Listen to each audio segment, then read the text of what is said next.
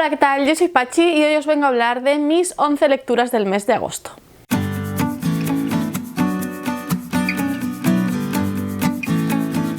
Son 11 las lecturas que terminé durante el mes de agosto. Vamos a empezar como siempre de menos a más y esta vez tenemos un 2 estrellas, cosa que no suele pasar en este canal porque yo soy muy benévola, no me gusta poner menos de 3 estrellas a los libros, pero en el caso de Martina, Martina en tierra firme de Elizabeth Benavent, segunda parte de la biología de Martina, no he podido hacer otra cosa. Y es que ya creo que al primero, si le di 3 estrellas, fueron raspadas porque había ciertas cosas del primer libro que al menos sí me gustaron, que no encontré en esta segunda parte.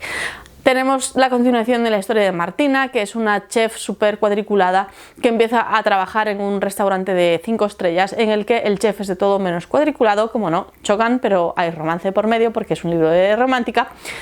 ¿Qué pasa? Que en esta segunda parte no ha aguantado ningún personaje. En el libro anterior había algún personaje que me hacía gracia porque aunque tuve mis problemas con una de las amigas de Martina, me caía bien, me parecía una chica simpática y tal, pero aquí en este libro son dos insoportablemente insoportables, de verdad. No sé, no quiero hablar mucho de este libro porque es una segunda parte, con lo cual no voy a hacer ningún tipo de spoiler, pero sí, son todos muy insoportables en este libro y vamos a dejarlo ahí. Durante el mes de agosto le puse 3 estrellas a 3 libros. Vamos a empezar con el único que tengo en físico, que es este, El caso Jane Eyre de Jasper Fforde, traducido por Pedro Jorge Romero. Este libro fue un chasco para mí. ¿Por qué? Pues porque cuando salió este libro allá a principios de los 2000 se hizo súper popular porque era como un libro de misterio que también se metía con clásicos como Jane Eyre, como su propio nombre dice. Trataba de que desaparece Jane Eyre de su propio libro y tenemos a una investigadora literaria que tiene que ver qué es lo que ocurre con ella. ¿Qué pasa? Que ahora que me he puesto a leerlo me he encontrado con que eso que es lo que te dice la sinopsis y que le da título al libro realmente no ocurre como hasta la mitad del libro. Hasta entonces nos va presentando el libro y el mundo y los personajes. ¿Por qué? Pues porque tenemos como una especie de distopía de los años 80. Es como un mundo paralelo al nuestro que tiene elementos de ciencia ficción como saltos temporales. También hay algo de steampunk, por ejemplo, los dirigibles siguen siendo un método de transporte que existe en ese momento. Tenemos guerras con armas de plasma y esas cosas. Al mismo tiempo tenemos eso, a nuestra investigadora, que ella es una ex militar que ahora se ha metido a policía literaria. Tiene muchos traumas del pasado que tienen que ver con la guerra, con la pérdida de un hermano. Su padre anda desaparecido porque es uno de estos que viajan por el tiempo y lo quieren detener si lo localizan, entonces como que solo puede estar unos minutos de cada vez con ellos. Y tenemos al archimalo que tiene poderes que nadie sabe de dónde se los saca y que está empezando a robar obras literarias para poder adulterarlas y pedir rescate por las obras que se mantengan como tienen que ser. ¿Qué pasa? Que esto es en general como muy atractivo, pero el libro se me hizo un poco pesado. Quizás también eso, la ciencia ficción no es lo mío, no sabía que tenía tanto componente de ciencia ficción. Y no sé, en términos generales se me hizo un poquillo lento, el humor no terminó de cuadrar conmigo. Si os gusta David Shafir, yo lo veo algo parecido. Y nada, que 3 estrellas porque está bien, pero tampoco es una maravilla.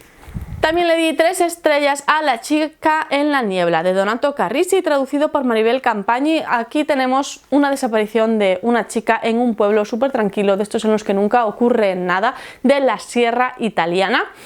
Esta chica desaparece, entonces los medios de comunicación se vuelcan con ello, también porque el policía que lo va a investigar hace que la prensa se interese por el tema, utiliza diversas estrategias que me pareció muy interesante ver cómo lo hacía para captar la atención de la prensa y que esto hiciera que le dieran más recursos a él para investigar. Tenemos saltos temporales porque tenemos el momento de la desaparición, luego meses después cuando se encuentran a este policía en extrañas circunstancias, entonces lo están interrogando para ver qué es lo que ha pasado. Todo lo hace realmente un psicólogo o un psiquiatra, no estoy segura, porque se ve que al detective este se le ha ido un poco la cabeza. El thriller está bastante bien formado, me parece a mí. ¿Qué pasa? Que al llegar al final Me parece que ha querido meter un giro el autor. La verdad que Donato Carrisi es experto en esto de dar giros finales que te dejan con la boca abierta, pero en este caso me parece que es un poco forzado el cierre que le da. El motivo que se da a la desaparición de la chica también me parece un poco... no sé, poco creíble, la verdad, y eso unido al otro giro que también me parece poco creíble, me dejó con una sensación como agridulce. Aún así me parece un muy buen autor de thriller, aunque yo no os recomendaría este libro para empezar a conocerlo. Por último le di 3 estrellas a La varita negra de Lori Forest, traducido por Laura Fernández. Es el tercer libro dentro de la serie de La bruja negra. El primer libro me gustó muchísimo, el segundo me gustó bastante, aunque un poco menos que el primero, y ese tercero me ha dejado fría, y ahora que estoy leyendo el cuarto me está pasando lo mismo, y es que me parece que la autora está alargando la serie innecesariamente. Nos está contando todo lo que le ocurre, no solo a la protagonista, que es normal, sino a todos los personajes secundarios. A ver, yo creo que en el primer libro se criticó mucho que el personaje principal era el que narraba en primera persona, entonces ocurrían cosas que nosotros no veíamos y no nos enterábamos porque ella no estaba presente. Y estos libros es como todo lo contrario. Empiezan a narrar también desde el punto de vista otros personajes del libro, de la serie, y está bien ir conociendo qué es lo que ocurre fuera de lo que pasa donde está la protagonista. ¿Qué pasa? Que se ha ido por los cerros de Úbeda, o sea, nos está contando mucho de lo que les ocurre a estos personajes secundarios y muy lento. Ese es mi principal problema, que va todo muy lento, la trama no avanza nada. Yo creo que en este tercer libro solo hay un par de capítulos que realmente hacen que la trama avance y el resto es como relleno. Esto parece Naruto ya, y no sé, me falta un poco más de dinamismo. Yo creo que está bien conocer un poco de los demás personajes y de la propia protagonista, pero está todo aparte muy centrado en la parte romántica, no solo de ella, que me parece poco creíble la parte romántica de ella, pero bueno, sino también la parte romántica de los otros personajes, y yo creo que es demasiado para una serie que en principio no es de romance, que es de fantasía juvenil y ya está. Entonces no sé, para mí le falta chichilla. Con 4 estrellas tenemos 4 libros, parece hecho a propósito, pero no. En primer lugar os voy a hablar otra vez del que tengo en papel. Este es El asesino de Alfas, de Patricia García Rojo.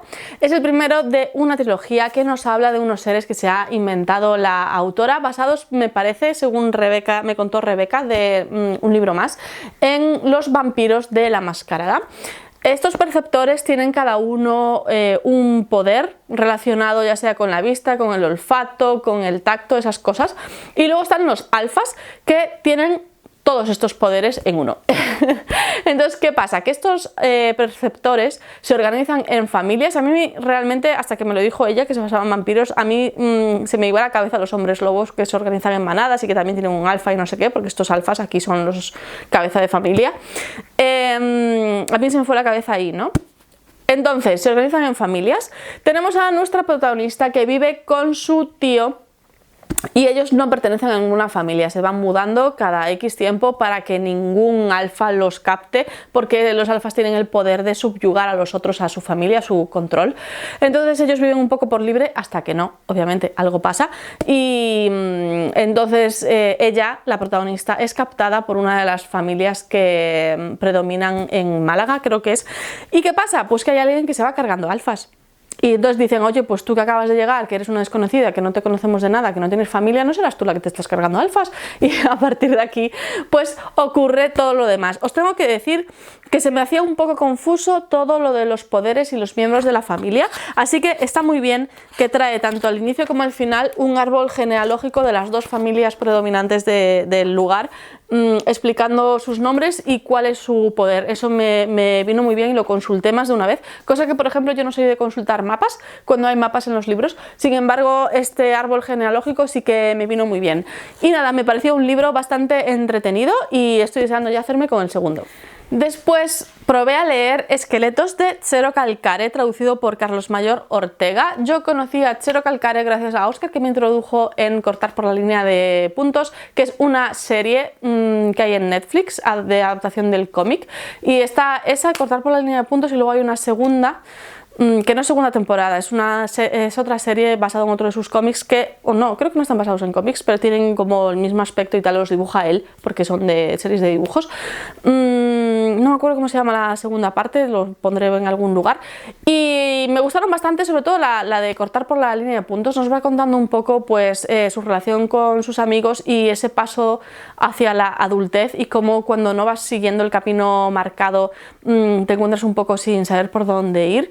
Y tenemos que él se relaciona con la voz de su conciencia, es un armadillo que le va hablando, y no sé, me gustó mucho, ya os digo, la serie, así que quería probar uno de los cómics, y en eBiblio tienen 3, creo, así que probé el primero, que es este de Esqueletos, que trata de... él vive en un suburbio de Roma.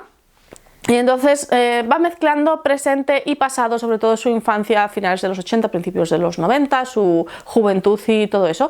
Todo aquí siguiendo la línea de un chico que conoce, que es un poco más pequeño que él y su pandilla, y lo introducen porque es un chico un poco que no tiene, su familia es desestructurada y no tiene como un lugar establecido, entonces como que se puede juntar con malas compañías, se puede juntar con compañías no tan malas. Porque vemos que el grupo de Zero no es precisamente tampoco lo más blanco del mundo, pero no es negro en absoluto. Y no sé, me gusta mucho este autor porque tiene como un humor muy mordaz, sabe poner el dedo en la llaga de problemas que tenemos en nuestra sociedad actual, habla de su infancia en los 80, en los 90, sin romantizar la situación, porque yo veo que hoy en día hay gente que habla de esa época sin, o sea, romantizando ciertos aspectos que no deberían.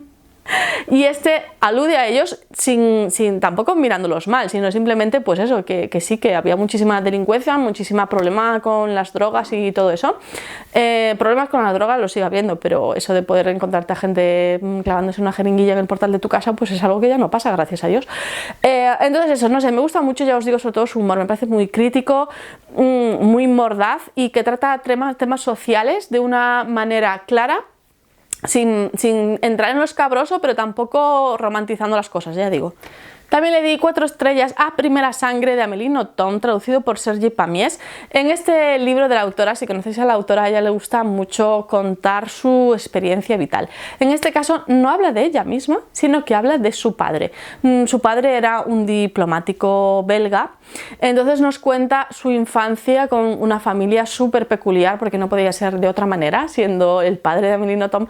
Y entonces nos habla de su infancia y cómo llegó a ser diplomático hasta el momento en que él vive una situación de que son rehenes, los de la embajada, no me sale ahora la palabra, los de la embajada, y otros extranjeros son captados por un grupo terrorista y los tienen retenidos durante muchísimo tiempo como rehenes, y como no, su padre es el que salva a todos los demás, negociando con los extraterrestres, iba a decir, con los terroristas. A ver, yo no sé, yo sé que el padre realmente pasó por esa situación, no sé si lo que ella nos cuenta todo es real o está novelizado, y no sé qué, siempre que leo algo de Amélie Nothomb no sé cuánto es fantasía de la autora, cuánto es delirio de la autora y cuánto es real, pero bueno, la verdad que sus historias me parecen muy entretenidas y no sé, son historias cortas que yo creo que merece la pena. Me gusta mucho su forma de escribir porque, ya digo, es como un punto de encuentro entre la no ficción y la fantasía realmente. Entrando en fantasía de verdad, el último libro al que le di 4 estrellas en agosto fue a Spiderland de Adrián Tchaikovsky, traducido por Alexander Paez. Este libro lleva mucho tiempo sentado en mi Kindle esperando a que yo lo abriera. Tenemos una parodia de la novela de fantasía épica, tenemos unos héroes que no son tan héroes. El autor pone de relieve algunos comportamientos problemáticos dentro de los libros de fantasía, lo hace todo desde el humor, desde la parodia. Tiene toques de El Mago de Oz, para mi gusto, y no sé, en términos generales me gustó. Es un libro que se lee muy rápido porque es muy corto y es bastante ameno en las cosas que pasan y eso. Tenemos una quest en toda regla, tenemos un grupo de héroes que tienen como misión derrotar al malo malísimo, y para ello necesitan un mapa que les tiene que dar una araña. Como la araña no les puede dibujar un mapa, pues entonces lo que hace es pasarle ese mapa mental a una de sus crías, y un mago transforma a esta araña, hija de la super araña, en algo así como un humano que se pueda comunicar y llevarlos por donde tienen que ir. Entonces esto provoca rechazo en algunos miembros del grupo porque lo ven como una aberración, y también con gente con la que se van cruzando también les parece eso una aberración, y se nota que tiene algo maligno, pero claro, al mismo tiempo lo necesitan usar, y entonces tenemos como esa lucha interna de el fin justifica los medios o no. Entonces nada, eso, que creo que es un buen libro, pero al mismo tiempo yo como que me esperaba otra cosa, porque en mi cabeza tenía que, como que era un libro de fantasía humorística, y no es humorística en el sentido de Terry Pratchett o así, sino que es la parodia del género. Entonces ya digo que esto es culpa mía porque me iba esperando una cosa que el libro no daba, pero me parece un libro muy interesante. Y por último, 2 libros se llevaron 5 estrellas entre los que leí durante el mes de agosto. El primero de ellos fue Fuego y Sangre de George R.R. Martin, traducido por un montón de personas que os voy a dejar en la cajita de información para no estar aquí diciendo un montón de nombres. Es un libro inmenso, así que no me extraña que hayan contribuido muchísima gente para traducirlo. Nos cuenta la historia de los Targaryen desde que abandonaron Valiria y se erigieron en los reyes de los 7 reinos. Nos cuentan cómo llegaron a ser los reyes de los 7 reinos. Es una historia de política, traición, intrigas. Te tiene que gustar la no ficción para leerlo, porque este libro no está contado realmente como si fueran unas crónicas históricas, no es una novela como Canción de Hielo y Fuego, sino que es eso, podemos casi decir que es un libro histórico, solo que toda la historia que cuenta es inventada, obviamente, y hay dragones, así que es un libro de fantasía, pero es eso, no hay muchos diálogos, no hay mucha acción como tal, sino que todo está narrado, es una crónica de reyes, al fin y al cabo, de la familia, de las luchas internas que había y de las luchas externas también. Hay escenas de batalla, hay escenas épicas, como no, pero ya os digo que lo que más abunda aquí son las intrigas palaciegas. Es totalmente mi rollo, por eso le he dado 5 estrellas. Obviamente hay algunas partes que te interesan más que otras. Yo llegué a este libro después de haber leído, después de haber visto la serie de Fuego y Sangre, no sé cómo se llama, la que se va alrededor de la danza de dragones, y eso más o menos llegas ahí hacia la mitad del libro, podemos decir que es cuando empiezan a aparecer estos personajes que conocemos en la serie, y me ha gustado mucho el libro. El único pero que le pongo es otra vez culpa mía, y es que yo pensaba que esto era un libro único y resulta que no. Cuando tú llegas al final, no es un final.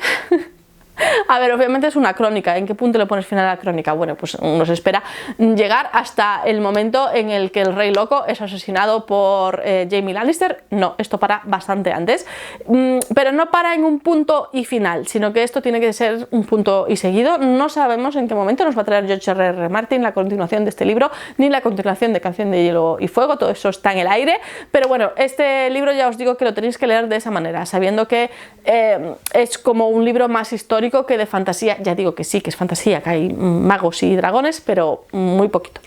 Y por último le di 5 estrellas al volumen 5 de Sandman de Neil Gaiman, traducido por Guillermo Ruiz Carreras.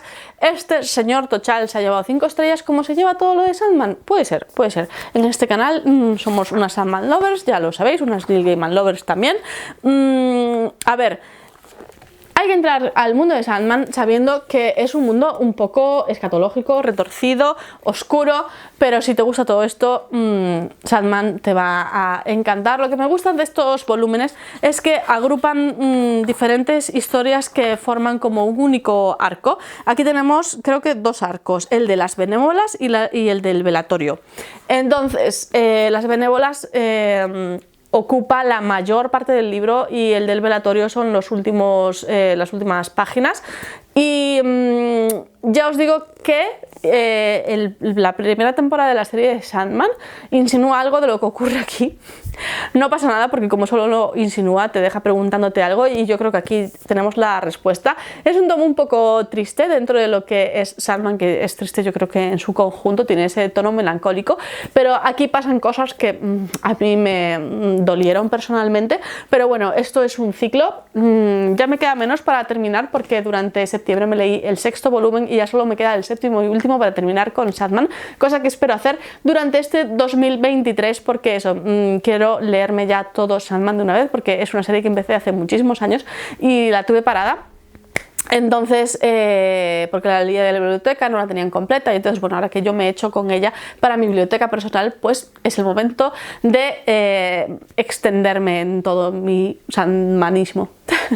Como es el quinto libro de una serie, no me quiero meter en spoilers, simplemente comentaros si no lo sabéis que Sandman es el dios Morfeo, el dios del sueño, es uno de los 7 eternos en este mundo que crea Neil Gaiman. Son 7 hermanos, todos empiezan con D en inglés, son Dream, Death, Destiny, en castellano obviamente eso no lo han seguido, pero es algo que a mí me hace, no sé, me da pena que se haya perdido en la traducción y no sé, son unos cómics, ya os digo, que oscuros, están escritos en los años 90, eso también se nota, a finales de los 80, principios de los 90, y eso también se nota tanto en el arte como en las historias que cuenta. Está muy presente, por ejemplo, el SIDA, la lucha LGBTI, de los travestis. Es un mundo que Neil Gaiman siempre ha tenido muy presente y que lo representa en estos cómics muchísimo. Entonces, cuando lo han adaptado a serie, la gente se quejaba de eso y es en plan de, ¿te has leído los cómics? Porque eso realmente son los cómics. Entonces, no sé, es un mundo muy rico, lleno de fantasía, pero también de oscuridad, que a mí me encanta. Y nada, hasta aquí este vídeo. Muchas gracias por verlo hasta el final. Si has llegado hasta aquí, nos vemos en el próximo. Un saludo.